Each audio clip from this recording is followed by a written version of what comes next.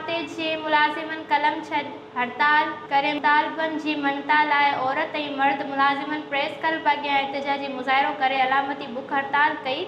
आपका अगवान यूनिस एतरो शफी मोहम्मद अली अब्बास गुलाम मुस्तफ़ा कोलाची मैडम सानिया ज़रीना बलोच ऐं ॿियनि अगवाननि चयो त सिंध में बीटो निज़ाम मुक़ररु थियल आहे। हिकिड़नि मुलाजिमनि खे अपग्रेडेशन टाइम स्किल रिस्क अलावंस पघारुनि में इज़ाफ़ो ऐं ॿियूं सहूलियतूं ॾिनियूं वयूं आहिनि ऐं ॿिया मुलाज़िम पंहिंजे हक़नि लाइ रोडनि ते एहतजाज कनि। मीडिया सां ॻाल्हाईंदे हुननि चयो आहे त स्किल रिवाइज़ करे पघारूं वधायूं वञनि ऐं टाइम स्किल ॾिनो वञे।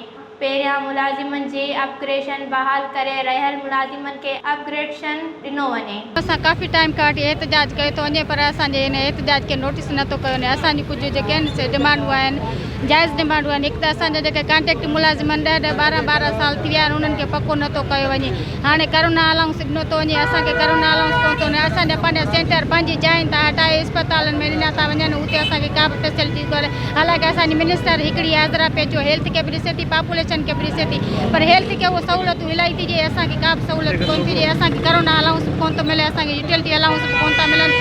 असांजा जेके आहिनि से मुलाज़िम उहे पका बि नथा कया वञनि, असांजे स्किल रिवाइज़ बि नथा कया वञनि। असांजी पघारूं हालांकि हेल्थ वर्कर आहिनि उन्हनि जो स्केल को बि कोन्हे को बि तक़रीबन 80-85 ताईं उहे खणनि पियूं। असांजे 11 स्केल आहिनि, पोइ बि असांखे जेको थो छिके असांखे 40-42 हज़ार ताईं पघार ॾिनी थी वञे।